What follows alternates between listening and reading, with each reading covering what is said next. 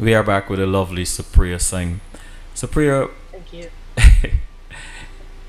what does it what does it mean for change in Guyana that the youths are taken seriously? What do you mean? Just rephrase your question for All me. right, let me rephrase that. How important for the youths to be taken seriously hmm to inspire change in Guyana, or as part of this change? hmm Um, I think they are being taken seriously, Selwyn. And from our point of view, and I speak again from the fact that, from our point of view in the APN UAFC, we are taking the youth extremely seriously.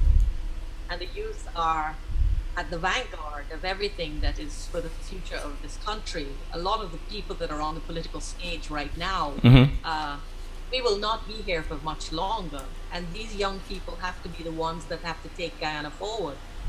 And so I feel that in our view, we are absolutely, heartened to see the energy that has come out in this campaign. And when I look on Facebook and I see that young people have taken the lead, I mean, they're making their own political ads, they're campaigning for us. They're young people fundraising for us. There are people who are sewing banners and putting up flags for us. There are people who are, writing me sometimes and saying, "Look, we have all these ads. Can we show them to you?" Look, so they send them over. And I've been absolutely overjoyed to see that because the young people are in the vanguard of change. And this is the first time where I think David Granger and Moses Nagamoto and the rest of the political team would agree with me in saying that we have all been so heartened to sit on these stages and to watch these young people in action because, I mean, you've heard them and you've seen them on Oh Facebook. I mean, yes, they oh yes. What is blaze the trail, and this is so important. You know what? This signals that Guyana has come of age now. The young people of Guyana have come of age. The young people have that energy. And no matter what we think or whatever the APN, UAFC think or the PPP or whatever our plans are, the young people, if they continue with this type of energy and vision that they've exhibited during this campaign, I am absolutely 100% sure that Guyana's future is well secure. And I Amen? feel I feel very, like when I started the Guyana Foundation and I put out my feelers there and started to do these projects and stuff, I didn't know what kind of support I would get because I said, if anybody wants to volunteer, you're happy to volunteer. And I knew that I had a political background. So I figured, well, nobody's going to want to volunteer because they're going to say, oh, this is, PNC, PPP, whatever. And so what I was absolutely shocked at is that our doors opened as the Guyana Foundation and young people walked in, all colors, from all political persuasions. And they had a mission. They wanted to do good projects. They wanted to help people. And they just marched on and did it. So I saw the signs of it in the works of the Guyana Foundation. I saw it happening since 2013.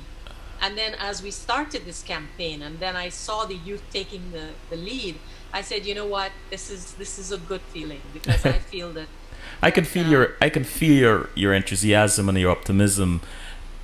yeah. What? I honestly, I'm so relieved because all of us, we're kind of getting to be old fogies. People like me and Stanley Ming and Eric Splits and you know all the other people, David Grange, all of us. We're going to be over the hill in a little while, and it's the young people that have to take us forward. And they're bright. They're bright and they want to learn and they have this energy to go. So all we need to do as good stewards and as responsible citizens of Guyana, those of us who are on the political stage right now, all we need to do is to create that environment, to give them, to open that door, to stabilize the country, to make it fair, make it just. Just give them the basics. That's all we need to do. We just need to put the basics in place to keep this country back on track. Get rid of corruption, get rid of suicide, all these things. And these young people are going to go off. They're going to take off. People are going to go off. They're going to take off. They are going to take off. And I swear that you will hear that Guyana produces some, brilliant young Bill Gates or somebody in the years to come. I think we'll be hearing from Guyanese youth in the future. I feel that.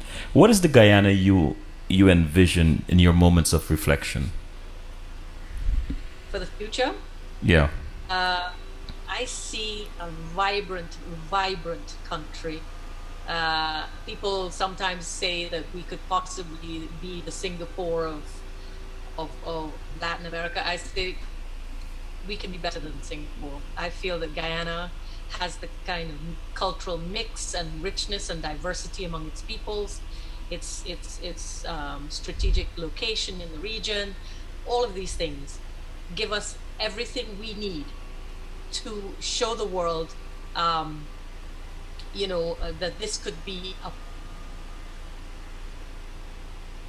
I think you're um, you know we're having some problems with issues your to the bandwidth. environment and so on.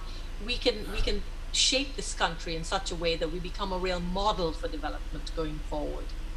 So all of the we have everything it takes. The only thing that is holding us back is that we have been debilitated by this political fog since independence that we need to get out from under. And we need to create an environment that allows people to grow and to develop, you know people to grow and to develop, you know This Guyana you imagine, is it possible? And are you optimistic for? And I'm asking this question. I believe it's possible, but for those in the diaspora and those on the sidelines who might be questioning, because people have become so jaundiced and so disillusioned over the years, Yes. do you believe it's possible?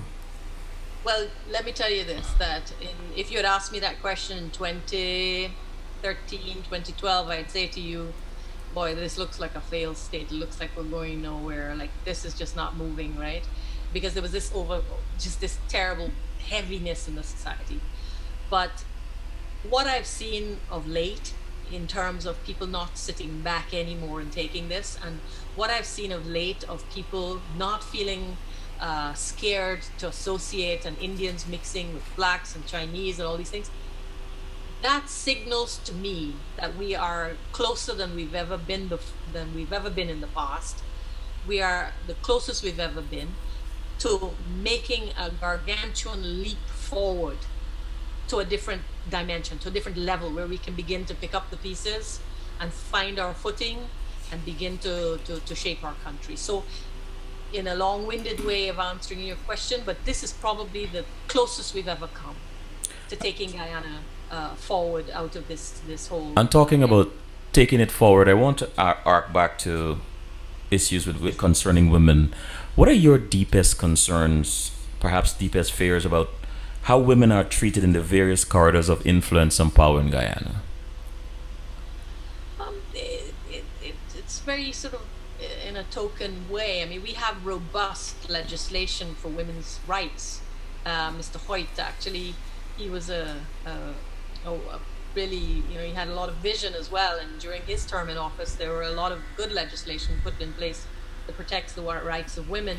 So we have robust legislation, but it doesn't mean anything if it isn't enacted and practiced throughout the society. And so I believe that the women are at all levels not given the